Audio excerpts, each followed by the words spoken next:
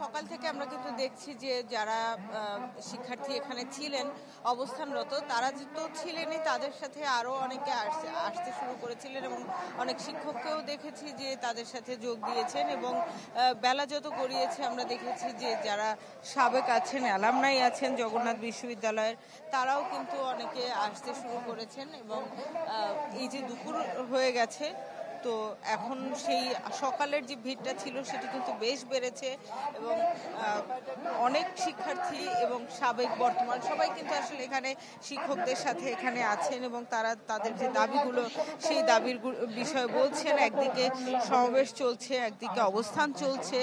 তো তাদের যে দাবিগুলো আপনাকে যদি একটু বলে রাখি, যে তারা কিন্তু এই 1.5 যুগ ধরেই আসলে এই দাবিগুলো তুলছেন, এটি নতুন কিছু নয়। এবং সেই যে দাবি, তাদের আবাসন সংকট নিরসন করা, তাদের স্থায়ী ক্যাম্পাসে চলে যাওয়া, তো এগুলোর কিন্তু সেই 1.5 যুগ ধরে শুধু তারা আশ্বাস পেয়েছেন। বিভিন্ন সময় যখন চাঙা হয়েছিল আন্দোলন, তখন তারা বিভিন্ন আশ্বাস পেয়েছেন, কিন্তু সেই আশ্বাসে তারা বিশ্বাসও করেছিলেন, তবে সেটির আসলে পূর্ণ বাস্তবায়ন হয়নি।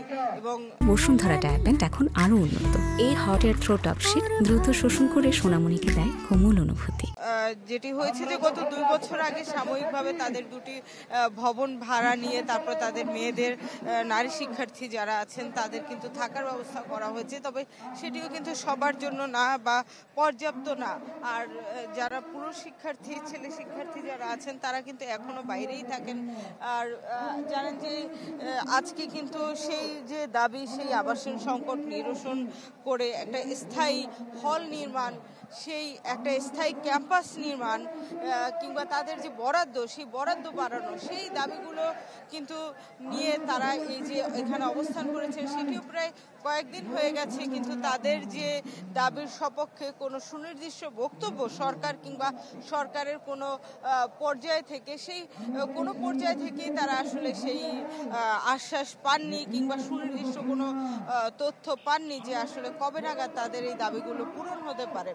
গত বছরও কিন্তু তারা একই রকম আন্দোলন করেছিলেন এবং সে কারণেই কিন্তু আজকে তারা অনশনে বসছেন। অলরেডি অনশনে বসার কথা, সেই গণ অনশনের জন্য বেশ কয়েকজন ইতিমধ্যেই অনশন শুরু করেছেন, বাকিরাও করবেন বলে জানিয়েছেন এবং বলেছেন দাবি আদায় না হওয়া পর্যন্ত তাদের এই যে আন্দোলন, সেটি তারা চালিয়ে যাবেন।